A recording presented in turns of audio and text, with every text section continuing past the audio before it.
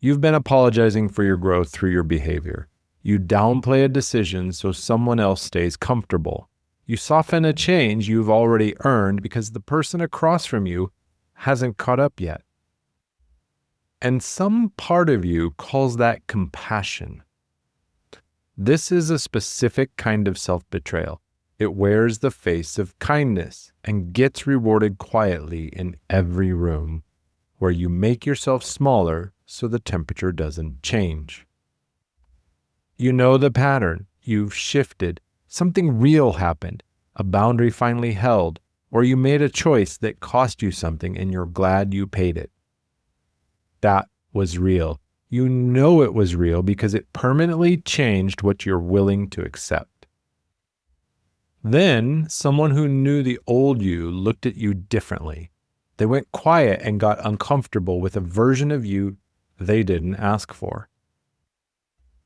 And something in you reached for the old shape.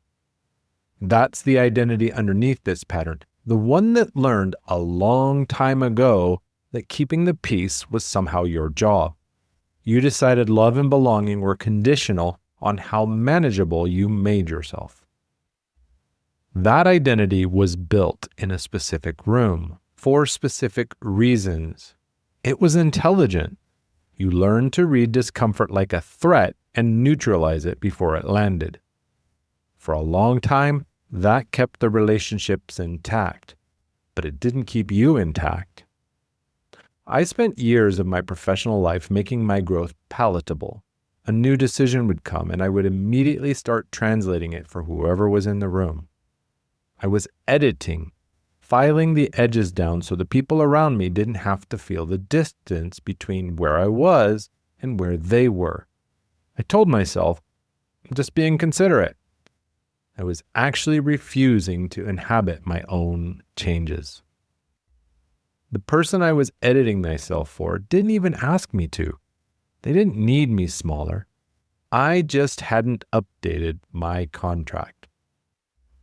The managing, that's a tax. It is what the old identity agreed to pay in exchange for belonging. The problem? The new identity never agreed to those terms, and you've been paying on its behalf. When you stop managing, here's what it actually feels like. You're in a conversation with someone who knew you before. They referenced the old version, the one that would have softened and carried the awkward silence until it resolved. And you don't reach for the old shape. You sit with the discomfort, theirs and yours, and you let it be what it is. You stay present. You stop translating yourself for people who aren't asking you to grow. Saying the true thing without a qualifier becomes your default. You make a choice and you don't spend the next 3 days managing how it landed. The relationships that survive that, the ones that can hold the newer version of you, feel different. They feel like room, like you can actually breathe inside them. They're built on something real. You simply became honest about who you're bringing into the room. Carry this today. Who in your life have you been editing yourself for, and when did you decide their comfort was more important than your truth? Sit with this. Don't rush through it. If this episode names something you've been doing for a long time without a word for it, that's exactly the work the no-cost identity clarity call is meant for.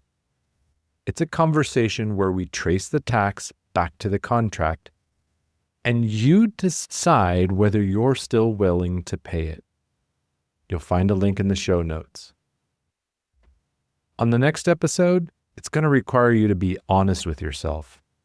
Be ready. With strength and heart, I'm Sean Michael. Stay close. We spend a lot of time on this show talking about the threshold, the space between the identity that got you here and the one required for the new ground. You're listening to this because something in your current architecture is fracturing.